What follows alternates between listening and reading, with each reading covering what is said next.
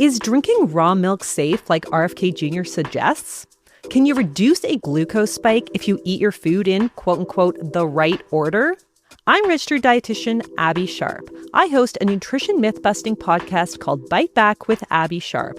And those are just some of the questions I tackle with qualified experts on my show.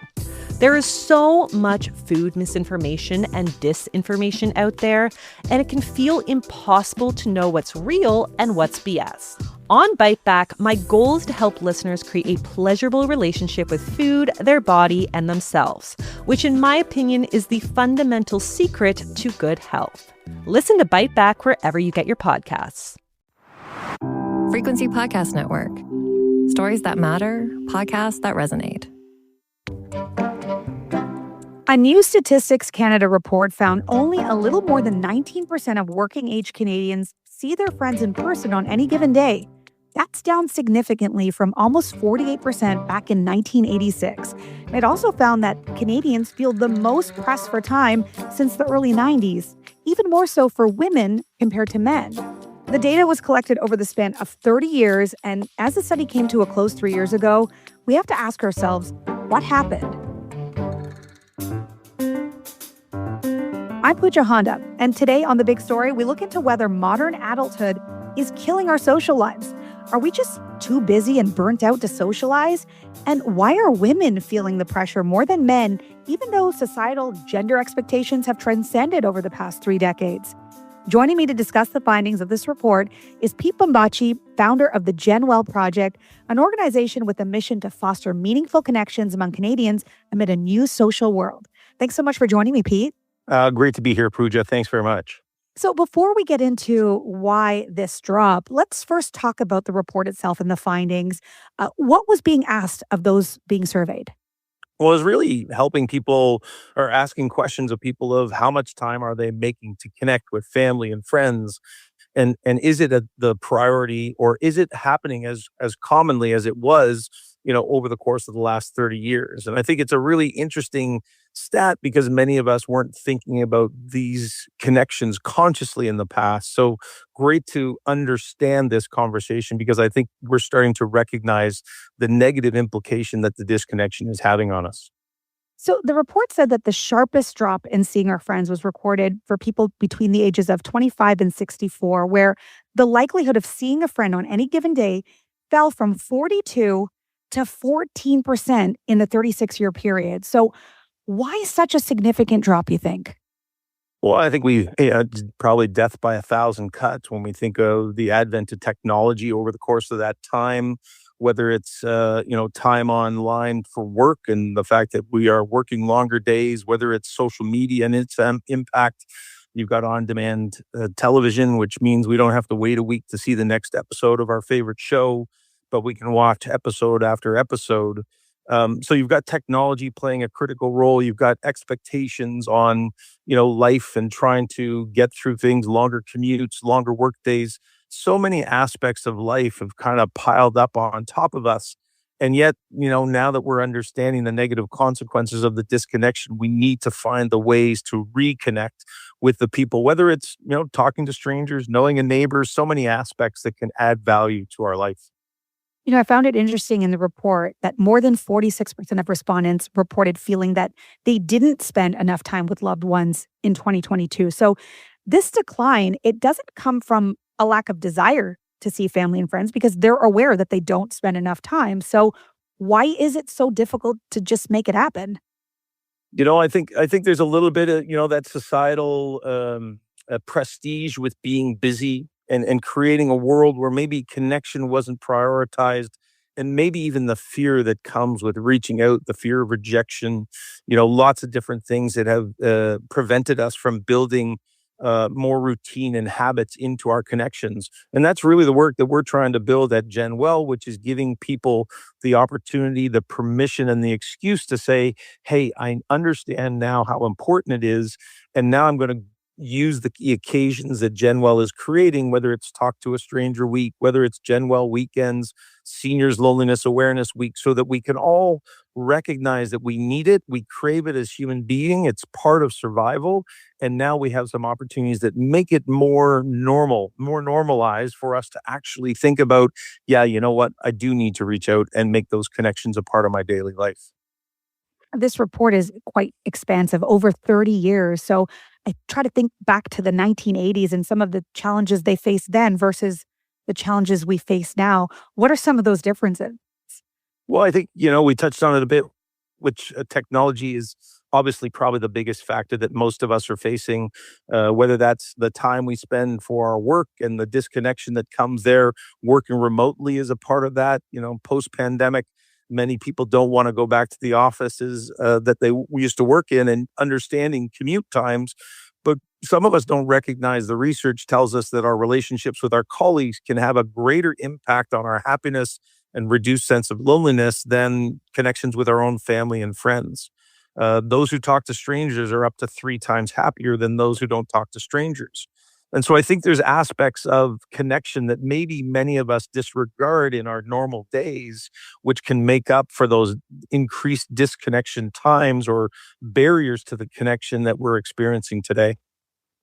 For so many people working from home, it's about convenience, about saving money on parking. It's all of those things, and they feel like they can be more efficient, but they are losing out on the socialization part of things. How much of the pandemic and the work from home model is having an impact on socializing? Well, I think, we now live in more expansive communities, so the ability to connect with deep, meaningful relationships with family and friends may be a little more challenging. But I do believe that, again, that comment about talking to strangers, to knowing your neighbor, those who know their neighbor and spend, this is Canadian research, and spend 1 to 4 hours connecting with their neighbors on a weekly basis, are up to 3 times lonelier or less lonely. So when we think about talking to strangers, knowing your neighbor, maybe doing some volunteering work in the community, so many things that people may have disregarded in the past for what the value was, may not have seen it through the lens of social connection or social health, which leads to better mental, physical, and societal well-being. You start to realize that, yes, we may be more disconnected, but are we missing opportunities to build those connections, each and every day? I like that you said social health because we often talk about mental health, but we don't talk about social health, do we?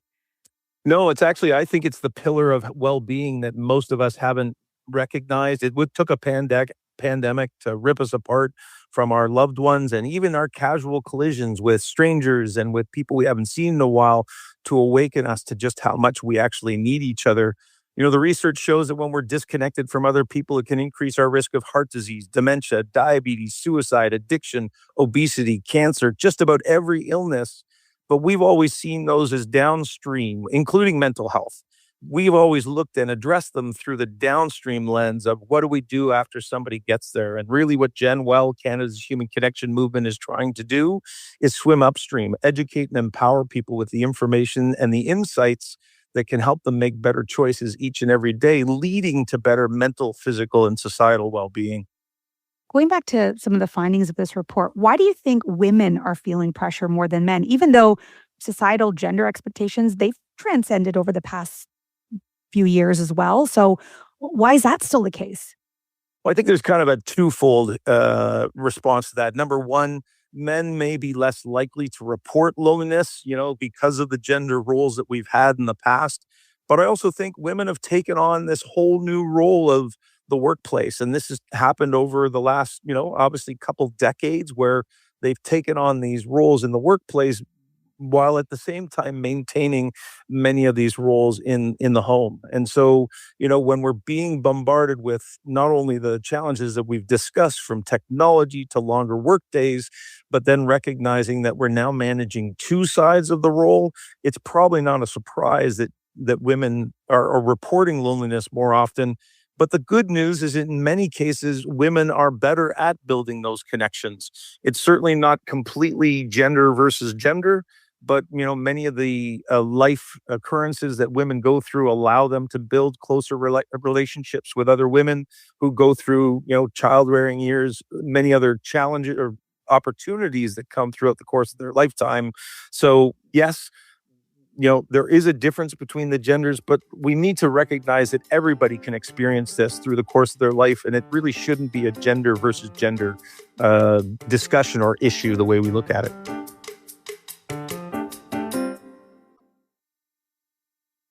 What do you say to people who say that, look, this is just as simple as I'd like to socialize, but socializing is expensive and I can't afford it. And that's why I don't do it.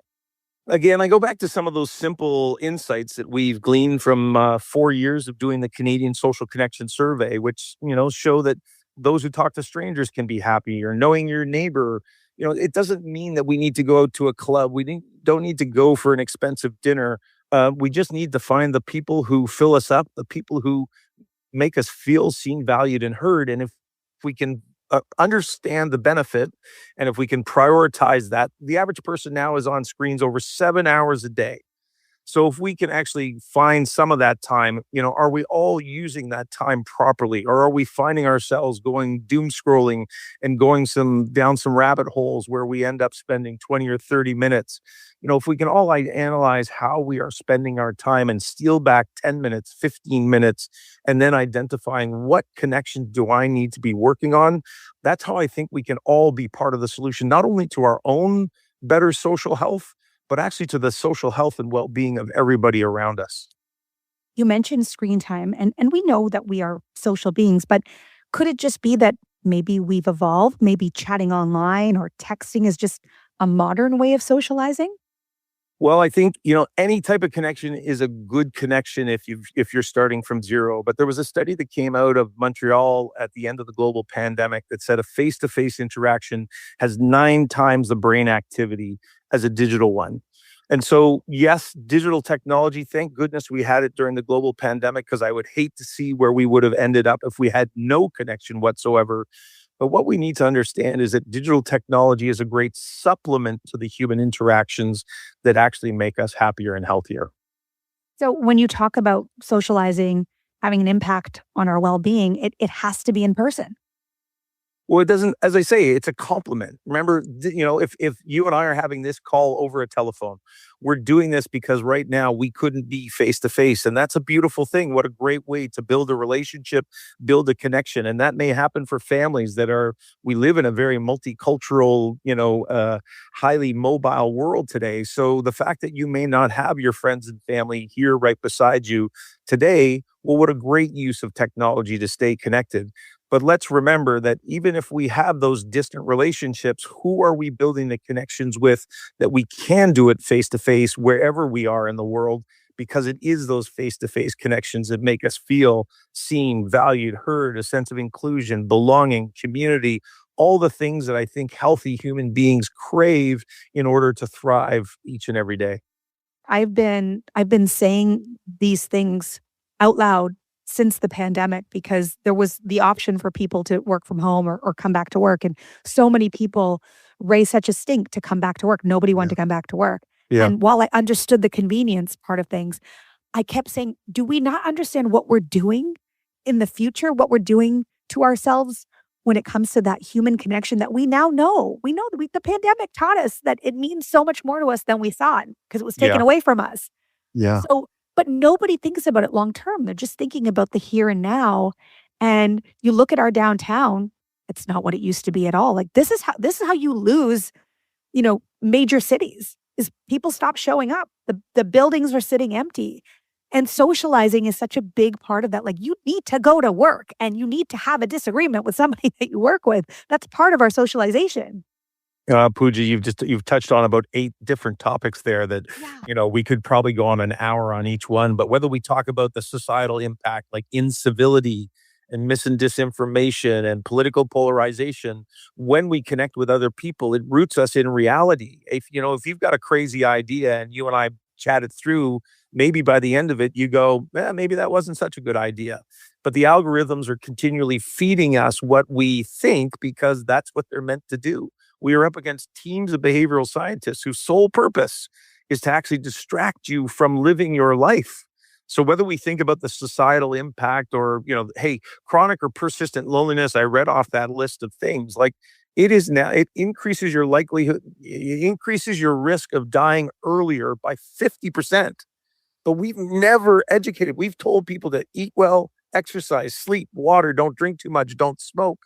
We never educated people. So this is why these conversations are so critical, because people don't know the research. If I told you how many minutes a day, you go, yeah, it's probably 20 to 30 minutes a day for exercise, 8 glasses of water, 8 hours of sleep. But were you born with that information? No, it was beaten into us when we went to school. We hear it through brands. And so, by the way, you guys at Rogers have actually, you've promoted we have a public service announcement that's out there, and I have reached out. I would love to do a workshop free of charge. We charge, significant amounts of money to go to workplaces to help people understand exactly what you're saying, Pooja, which is, hey, the company's not just doing this because they're trying to suck the life out of you. The company is doing this because it's good for you. Yes, the business benefits as well. But it'd be great if we all came together, once a week, show up, let's do lunch together. How do we actually build these healthy connections that help us thrive, not just as businesses, but as human beings? And that's what I think, that's the win-win proposition that I think every business should be bringing to their people. We've been talking a lot about Canadian stats. Is this a Canadian issue, or are other countries seeing the same type of decline in socializing? Yeah, absolutely not. The research shows that we've been increasingly disconnected in this country, and, in the US and in other countries. There's campaigns that are running around the world. So this is not just a Canadian issue. And even the World Health Organization has their first report coming out from the Social Connection Commission on June 30th. And everybody can tune into that. The World Health Assembly, which represents over 170 countries, just passed a resolution to make social connection, not mental health, but social connection in itself, a new health priority moving forward. And that only happened a couple of weeks ago. So this is a global issue, a global need that we need to solve for. And, here in Canada, we're fortunate to have GenWell, because we've been leading the way for 9 years trying to build a more connected Canada where everyone thrives.